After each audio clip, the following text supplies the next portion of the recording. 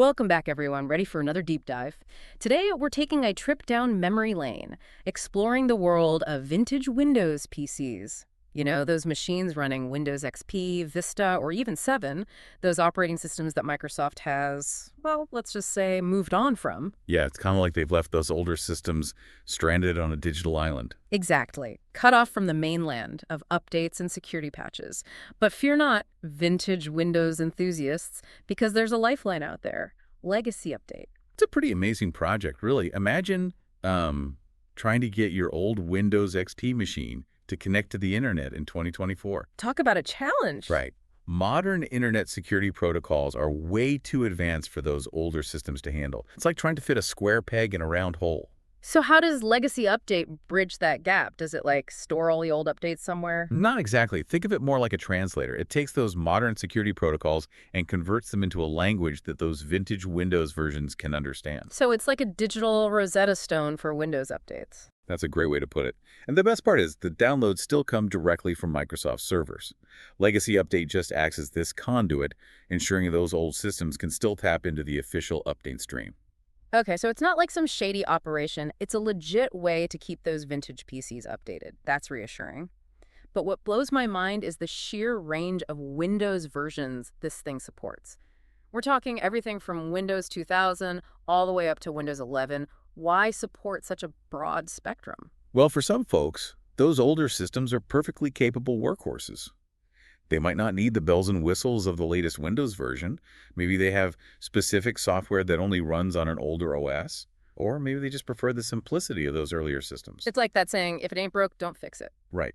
Legacy Update empowers those users to keep those machines running safely and securely, even when Microsoft itself has moved on. You know, I never thought of it that way.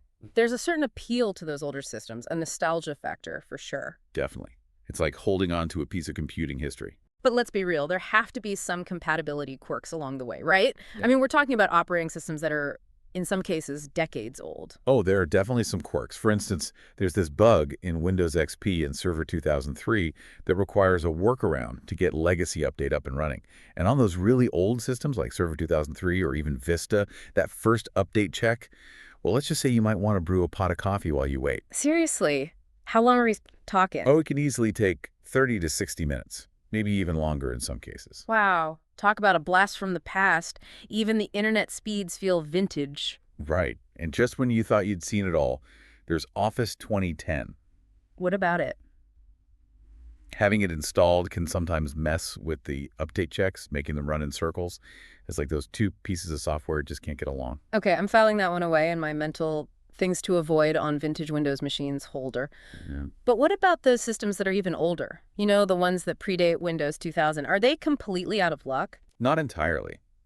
While Legacy Update focuses on Windows versions from 2000 onwards, there's this other project called Windows Update Restored. Oh, cool. So even Windows 95 gets some love. Exactly. It's like an archaeological dig for those truly ancient Windows updates.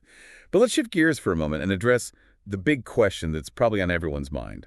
Security. Because running an outdated Windows version, even with Legacy Update, seems a little, well, risky, like walking a tightrope over a pit of digital vipers. Yeah, that's a pretty good way to put it, I guess. It's important to remember that Legacy Update isn't some kind of magic bullet. Right. It's not like you suddenly make that old Windows machine invincible to modern threats. Exactly. It's more like you're patching the holes in the fence. You're making it harder for those digital vipers to get in, but you're not building an impenetrable wall. So it's all about managing expectations. You're still dealing with the inherent security limitations of those older systems. Right. And that's where user awareness comes in. You still need to be smart about what you do online, what websites you visit, what files you download, even the emails you open. It's like driving a classic car. You know? You might love the vintage experience, but you also got to be extra careful on the road. Exactly. You wouldn't take that classic car off-roading or try to outrun a sports car. You got to know its limits. Yeah. Now, another question that often comes up is about the ethical side of all this. Yeah, I was wondering about that too. Some people might think that Legacy Update is like a way to get around using licensed software. No, not at all. Legacy Update doesn't mess with Windows activation. You still need a valid product key for those older systems, just like you would if you were getting updates the normal way. So it's not a free pass to run pirated software. That's good to clarify. But I did read that Legacy Update can sometimes trigger antivirus warnings. Why is that? Well, you see, Legacy Update does some things that might look a little suspicious to antivirus software, like it installs an ActiveX control. ActiveX control, isn't that like ancient technology? It is. It's something that you mostly find in older browsers like Internet Explorer, and it can be a security risk if it's not used properly. But Legacy Update uses it in a safe and controlled way.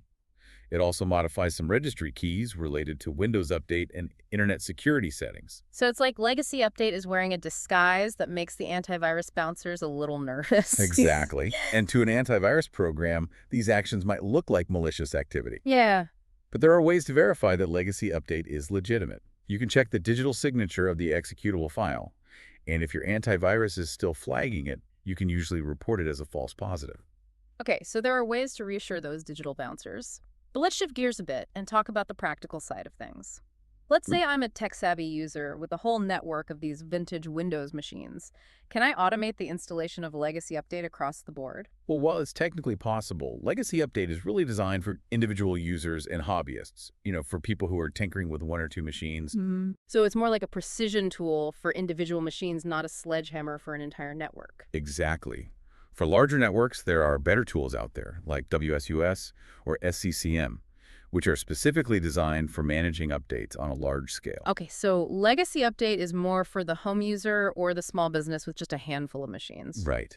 And even if you could automate the installation, there are privacy implications to consider, especially in a corporate setting. You need to make sure you're complying with any relevant privacy regulations. Right. You don't want to be accidentally breaking any laws while you're trying to keep those old PCs running. Exactly. Transparency is key.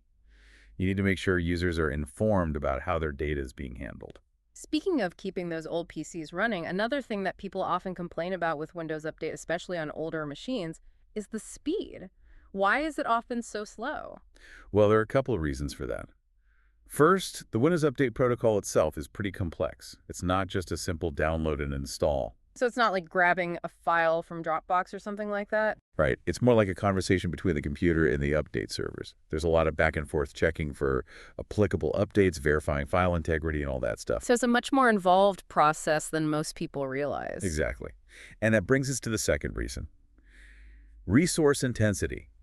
Checking for updates and installing them can really tax the CPU, the memory, the hard drive, especially on older machines that might not have the horsepower to handle it smoothly. It's like trying to run a marathon on a treadmill from the 80s. Huh. Yeah, something like that. Oh.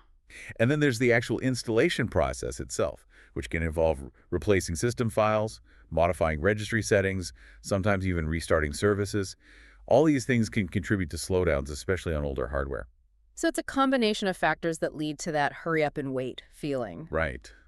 But the good news is that there are some things you can do to at least monitor the process and see what might be causing bottlenecks. Oh, really? Right. Like what? Well, the Task Manager in Windows is your best friend here. You can use it to see which processes are using the most CPU time, memory, and disk activity. If something seems stuck, you might be able to identify the culprit and maybe even troubleshoot the issue. So we're not completely powerless. We have some tools at our disposal. Exactly. You just got to know where to look. Bah. Now, speaking of tools and resources, we stumbled upon something pretty fascinating while researching Legacy Update. Oh, what's that? It's called the Microsoft Download Center Archives, and it's on the Legacy Update website. What is it? Some kind of digital museum? You could say that. Back in August 2020, Microsoft decided to delete thousands of downloads from their download center. This included software for a whole bunch of Windows versions, from Windows 95 all the way up to Windows 7. It also included various runtimes, those essential .NET Framework and Visual C plus redistributable packages that a lot of older programs need. Wait, so Microsoft just wiped out a huge chunk of their software history. Why would they do that? Well, the official reason was to transition to a more secure code signing scheme. They wanted to move from SHA-1 to SHA-2. But the end result was that a lot of perfectly good and useful software suddenly became unavailable. Oh, wow. That's kind of a shame. But thankfully, Legacy Update stepped in to preserve some of that history. Yeah, they did. The Microsoft Download Center Archive is basically an attempt to catalog and preserve as much of that deleted content as possible. It's like a digital ark rescuing those software relics from oblivion. So if I need a specific version of the .NET framework for my old Windows XP machine, I might be able to find it in this archive. You very well might. Yeah. The archive has thousands of downloads, including those essential runtime, system utilities, even some freeware tools like Virtual PC. It's a treasure trove for anyone who's still running those older Windows versions. Well, this is incredible. How did they manage to save all this stuff? Do they have some secret backup stashed away? They actually teamed up with the Internet Archive and Archive team. These are two organizations that are dedicated to preserving digital history. They have massive collections of web pages and downloads captured over many years. It's like a time machine for the internet. So it was a collaborative effort to keep those vintage bits and bytes alive and accessible. That's really inspiring. It seems like there's a lot more to Legacy Update than meets the eye. There's the technical side, of course, but there's also this whole aspect of digital preservation. It makes you wonder about the people behind it all. You're right. Behind all the technical wizardry is a community of passionate individuals who are dedicated to keeping those vintage Windows PCs running. It's like a club for people who just love those old Windows machines. Yeah, kind of like a classic car club, but for vintage PCs. And it's all driven by this shared passion for keeping these older systems running. For some people, it's about nostalgia. For others, it's about practicality. Or maybe even a bit of rebellion against this throwaway culture where everything has to be the latest and greatest. Right. It's about recognizing that older technology can still have value and purpose. And speaking of value, one thing that really impressed me about Legacy Update is its transparency. They've actually made the source code available on GitHub. Yeah, that's right. It's an open source project, which means anyone can take a look under the hood, see how it all works. So it's not some kind of secret sauce. They're actually inviting others to contribute to the project. Exactly. Yeah. It's a great example of the power of open source software, where people can collaborate, share ideas, and build something amazing together. And speaking of building something amazing, I think we've covered a lot of ground today. We've delved into the technical details of how Legacy Update works. We've talked about the security implications. We've even explored this whole idea of digital preservation and the value of keeping older technology alive. Yeah, it's been quite a journey, hasn't it? It has, and I think Legacy Update really challenges us to think differently about our relationship with technology. In a world where everything is constantly being updated and upgraded, it's easy to forget that older technology can still be useful and even enjoyable to use. Absolutely. And I think it also highlights the importance of community and collaboration. Legacy Update wouldn't be possible without the contributions of countless individuals who are passionate about keeping those vintage Windows PCs running. Well said.